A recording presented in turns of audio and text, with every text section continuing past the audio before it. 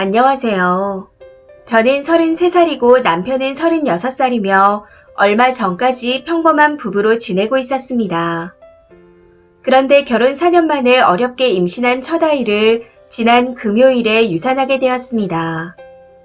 제가 병원에 갔을 땐 이미 아이의 심장이 멎은 상태라 손을 써보지도 못하고 뱃속에서 17주간 품은 아이를 떠나보내야 했습니다. 임신하고 처음 5주부터 12주까지는 입덧으로 보리차 얼음과 자두맛 주스 얼린 것만 먹으며 좀비처럼 살았었고 입덧 약도 2종류 정도 먹어봤지만 몸이 더 힘든 느낌이라 안 먹고 힘겹게 버텼습니다. 그렇게 버티다 보니 몸무게가 8kg 가까이 빠졌었는데 어느 순간부터 조금씩 먹어지더니 입덧도 괜찮아지기 시작하더군요. 남편도 저도 2년 전부터 아이를 원했었는데 생각처럼 찾아와 주지 않아 힘들게 임신을 한 거라 더 기쁘고 행복했습니다. 그런데 문제는 제가 임신 전부터 쭉 일을 하고 있었는데 올해 들어 재택근무를 하게 되면서 시작되었습니다. 제가 집에 있으니 일을 안 한다고 생각하시는 건지 저희 집과 가까운 거리에 사시는 시어머니께서 자주 호출을 하셨거든요. 주로 시장이나 마트 같은 데로 부르셨는데 출근할 때보다 시간적으로 여유가 생겼던 터라 군말 없이 나가곤 했었습니다. 굳이 제가 안 가도 되는 그런 상황임에도 부르시길래 여러 핑계를 만들어 조금씩 거절하기도 했었고요. 이후 제가 임신을 하면서 입덧이 심해져 꼼짝도 못하는 상태가 되니 연락이 좀 뜸해지는가 싶었는데 상태가 조금씩 괜찮아지는 걸 아시고는 또 여기저기 불러대기 시작하셨습니다. 처음에는 운동한다 생각하고 시어머니께서 호출하실 때마다 나갔었죠.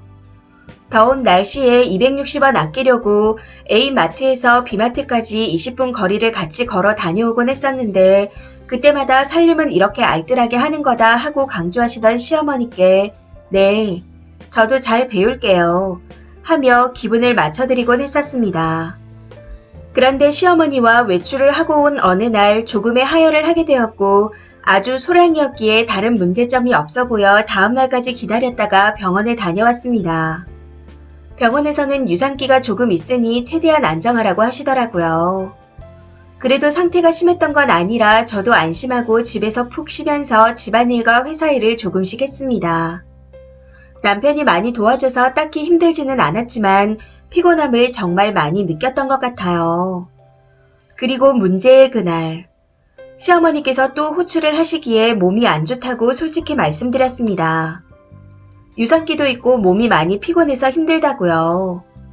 그런데 제 말을 들으신 시어머니께서는 그게 다 네 의지 문제다. 몸이 약하면 운동을 해야지. 옛날에는 만삭에도 밭일 다 했다. 하시며 계속 잔소리를 하는 겁니다. 쉬지 않고 하는 시어머니의 잔소리가 너무 듣기 싫어 결국 한숨을 한번 내쉬고 그냥 나가게 되었어요. 제가 정말 미쳤었죠. 잔소리 몇 마디 듣기 싫다고 그냥 그렇게 나가버렸으니. 변명이겠지만 당시에는 시어머니의 잔소리가 너무 스트레스처럼 느껴져서 참을 수가 없어 나갔던 거였습니다. 아무튼 B마트로 오라고 하셔서 가봤더니 갑자기 조기에 뭘 적으시더라고요. 사야 할 물건들 가격대를 쓰신다고 하면서. 그러고는 바로 A마트로 다시 가서는 필요한 걸 구매하시고 다시 B마트로 가서 A마트보다 몇십 원 저렴한 물품을 구매했습니다. 그런 과정에서 시어머니께서는 엄청 뿌듯해하시며 봐라, 이렇게 아껴가며 장 보면 얼마나 좋냐. 한 푼이라도 아껴야 나중에 잘 살 수 있는 거다 하고 말씀하시는데 저는 온몸에서 식은땀이 줄줄 나고 어지럽고 너무 힘이 들어 빨리 집에 가고 싶다는 생각밖에 들지 않았습니다. 그렇게 그날이 지나가고 다음날 배뭉침이 조금씩 오기 시작했고 전보다 조금 더 많은 양의 하혈을 하더군요. 그 길로 바로 병원에 찾아가 링거를 맞았고 좀 쉬다가 집으로 오게 되었습니다. 크게 문제는 없어 보이지만 유산기가 조금 보이니 되도록 움직이지 말라는 선생님의 말씀을 듣고 하루 종일 침대에 누워 있었는데 그날 밤부터 배뭉침이 심해지면서 조금씩 아프기 시작하는 겁니다.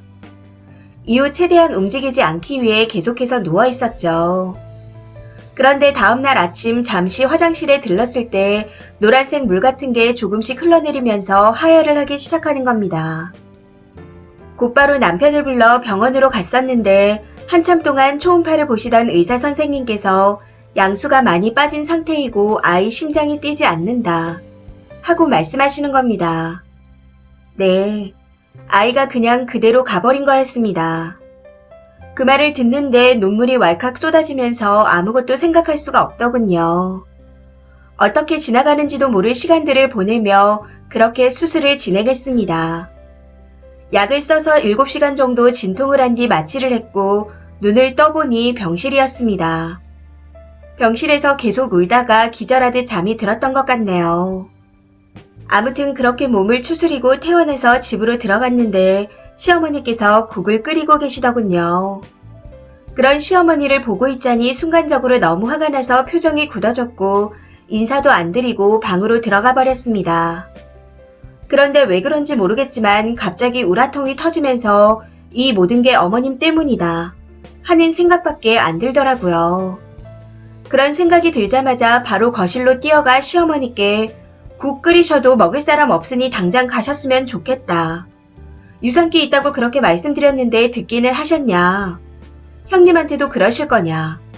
내가 며느리이고 집에서 일한다고 하니 논다고 생각해서 그렇게 매일 불러내신 거 아니냐. 어머님 때문에 유산한 거나 마찬가지인데 그걸 내가 먹으라고 끓이시는 거냐. 그냥 아들이 굶을까봐 끓이시는 거 아니냐.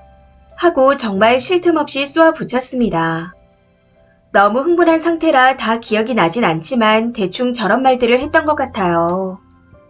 제 말에 시어머니께서는 기함을 하시며 뭐 이런 게 다 있냐. 세상 천지 지 뱃속에 애 하나 제대로 못 품은 게 지금 어디서 누구를 탓하냐. 원래 이렇게 못 배워먹은 애였냐. 진짜 기가 막힌다. 내가 이 꼴 보자고 며느리 시종들러 온 줄 아냐. 하고 말씀하시는데 그 뒤로는 기억이 잘 나지 않습니다. 현재 시어머니께서는 늙으면 죽어야지 하는 말을 연발하며 식음을 전폐하고 계신다는데 그게 제 탓이라네요. 형님이요. 웃긴 건 저희 시어머니 이제 62이십니다. 아무튼 형님은 옳게 마음을 모르는 건 아니지만 그래도 사과는 해달라. 안 보고 살 거 아니지 않냐. 하고 말씀하시는데 저는 그냥 이대로 안 보고 살고 싶어요. 그게 안 되면 이혼하겠습니다. 하고 질러버리고는 전화를 끊어버렸습니다. 그런데 그 뒤 장문의 카톡으로 제가 죽을 죄를 지은 거나 마찬가지이니 고집부리지 말고 싹싹 빌어라 하고 보내오셨네요. 사람이 만만해 보이냐고 하면서요. 제가 정말 형님의 말씀처럼 죽을 죄를 지은 건가요? 남편의 마음은 모르겠지만 계속 제 눈치만 살피는 중이고 친정 부모님께서는 아직 이 사실을 모르고 계십니다. 제가 어머님께 잘못한 게 맞나요?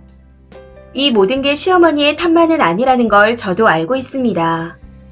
그렇게 불러낸다고 나가는 게 아니었는데 뭔가 이상하다고 느꼈을 때 바로 병원에 갔어야 했는데 하는 생각을 하며 후회를 하고 있습니다.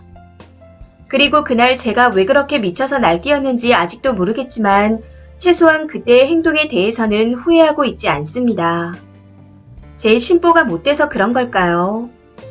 정말 너무 답답한 마음일 뿐입니다. 댓글입니다. 첫 번째 댓글.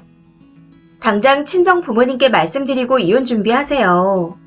남편이 님 눈치만 보고 있다는 건 님이 져주길 바라는 겁니다. 아니라면 자기가 나서서 님한테 사과하고 시댁 볼일 없게 해주겠다 했겠죠. 앞으로 저런 남자 믿고 살 수 있겠어요? 우선 시어머니가 님 불러낸 거며 유산 징후 있는데도 님을 고생시킨 거 등 관련 내용을 톡으로 주고받던가 대화 녹취라도 해서 증거 만들어두세요. 그리고 하루빨리 부모님께 말씀드리고 정리 시작하세요. 두 번째 댓글. 저 같았으면 시누이한테 형님도 꼭 임신했을 때 시댁이 허구한 날 불러내서 잘못되면 애 하나 제대로 품지 못한 내 탓이니 죽을 죄를 지었다 하고 말씀하신 후 얘기하라고 했을 것 같아요. 글쓴이가 참 사람이 좋네요. 세 번째 댓글. 얼른 친정 부모님께 알리시고 친정 가셔서 일단 안정부터 취하세요. 님이 잘못한 거 하나도 없습니다. 이 더위에 이제 막 안정기 지난 임산부를 데리고 장을 보러 다니다니 진짜 무식한 노인네네요. 제가 대신해서 죽고 싶으면 죽으시라고 말하고 싶어요. 남편도 머저리같이 눈치나 보고 있고. 남편에게 일단 확실히 말하세요. 나랑 이혼하고 싶으면 계속 눈치만 보고 있고 아니면 확실하게 행동하라고요. 님이 잘못한 거 없으니 절대로 사과하지 마시고요. 4번째 댓글. 시어머니도 지가 잘못했다고 생각하니 국을 끓이고 있었던 겁니다. 자기 마음 편하려고요. 참을 줄 알았던 쓰니가 본인의 잘못을 정확하게 찝어서 대드니 찔리는 마음에 더 저러는 거죠. 남편 누나도 남편도 지 엄마 잘못인 거 알고 있습니다.